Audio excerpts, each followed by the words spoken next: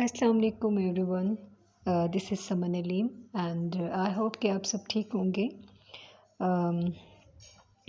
Today is my first video और मेरी video का जो टॉपिक है वो है ब्रांड रजिस्ट्री।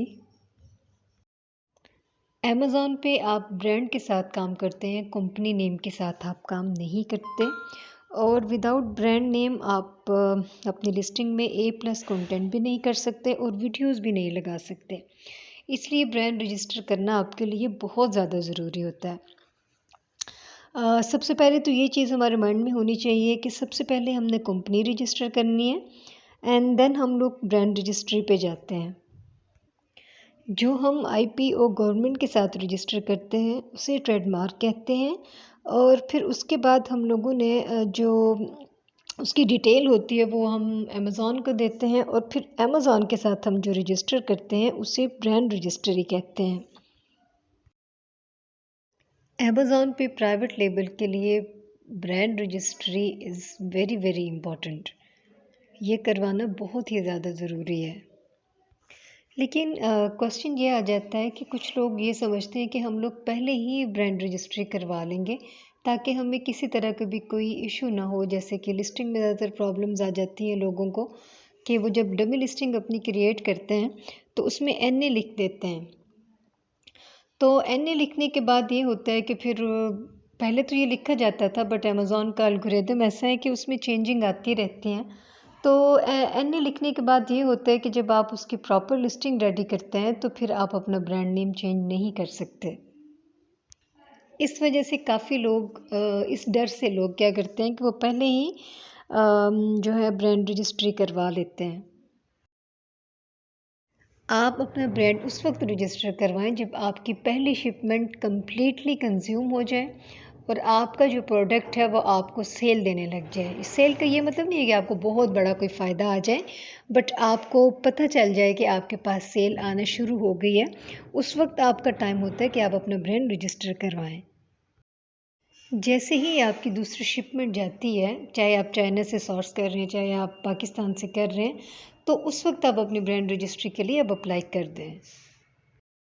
अगर ब्रांड आपको USA में रजिस्टर करवाना है तो फिर वैसे तो बहुत सारी वेबसाइट्स हैं बट IP एक्सीलेटर अमेज़ॉन की सर्विस है और उसकी जो लोज़ा एंड लोज़ा टॉप रेटेड उसकी सर्विस है जिसके ज़रिए से आप अपना ब्रांड USA में रजिस्टर करवाते हैं जस्ट $900 to $1200 में।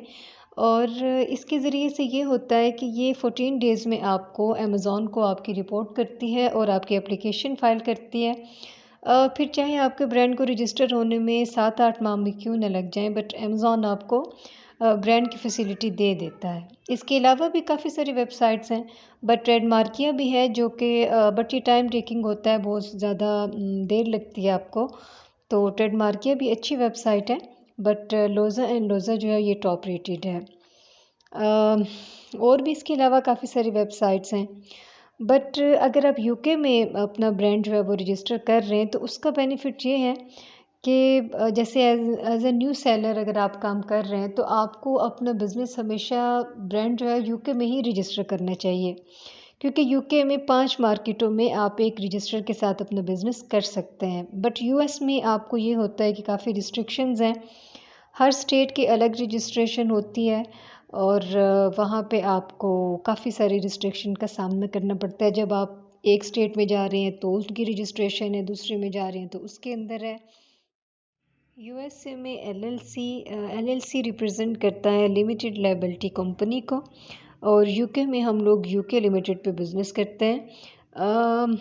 अगर हम US में लिमिटेड पर बिज़नेस करें तो उसके लिए फिर हमें कंपनी पर बिज़नेस करना पड़ता है, जबकि हम अमेज़ॉन के साथ ब्रांड के नाम पे अपना बिज़नेस करते हैं।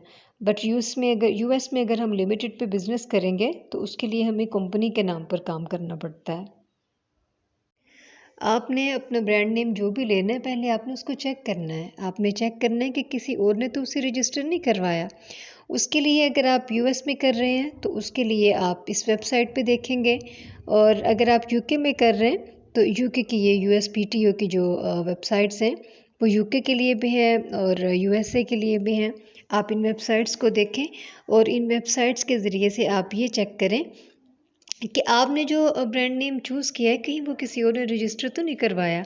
उसके साथ अगर आप चेक नहीं करेंगे तो फिर आपको आगे जाकर बहुत ज़्यादा प्रॉब्लम्स का सामना करना पड़ेगा। और उसके बाद अगर आपको ब्रांड नेम के आइडियाज़ नहीं आ रहे हैं तो आपने वो लेने कहाँ से है। तो ब्रांड नेम के लिए भी काफ़ी सारी वेबसाइट्स हैं, आप इन वेबसाइट्स को देखें। इन वेबसाइट्स पे जाके भी आपको बहुत से अच्छे अच्छे ब्रांड नेम्स के आइडियाज़ मिल जाते हैं। जैसे मेरे लिए मैंने जो भी विज़िट की हुई है वो जो है वो brandlance.com है। और इसके अलावा ये सारी जितनी भी वेबसाइट्स हैं वो मैंने यहाँ पे मेंशन की हैं। आप इन सब के ज़रिए अपनी जो है वो ब्रांड नेम का आइडिया ले सकते हैं और एक अच्छा सा नाम आप अपने लिए चूज़ कर सकते हैं। बट आपने ये मेक श्योर करना है कि आपकी ब्रांड नेम के अंदर आपकी डोमेन लाजमी हो। सेलर्स को अपनी लिस्टिंग की वजह से प्रॉब्लम आते हैं, एनए की वजह से। तो उसका सॉल्यूशन ये है कि आप अपनी प्रोडक्ट लें और अपने ब्रांड नेम की ब्रांडिंग उस पे करें और उसके साथ ही अपना यूपीसी कोड जो है वो उस पे पेस्ट करें। यूपीसी में आप लें या फिर ईएएन, दोनों में से एक चीज़ लें और उसको अपने ब्रांड पे आप पेस्ट करें। उसको हाथ में पकड़ें या टेबल पे रखें, उसके मुख्तलिफ एंगल से आप उसकी मुख्तलिफ 4-5 पिक्चर्स लें और आप अमेज़ॉन के साथ अपना एक केस ओपन करें। अपने सेलर अकाउंट से आपने एक केस जो है वो क्रिएट करना है अमेज़ॉन के साथ। आप अमेज़ॉन को बताएंगे कि ये मेरी प्रोडक्ट है, ये मेरा यूपीसी कोड है, ये मेरा ब्रांड नेम है। विदिन 4 to 5 डेज़ अमेज़ॉन आपको अनरिस्ट्रिक्ट कर देगा। अनरिस्ट्रिक्ट जब आप हो जाएंगे तो फिर आपको अमेज़ॉन की तरफ से अपनी नई लिस्टिंग की भी परमिशन मिलेगी और आपका जो ब्रांड है वो भी इस्टेब्लिश हो जाएगा।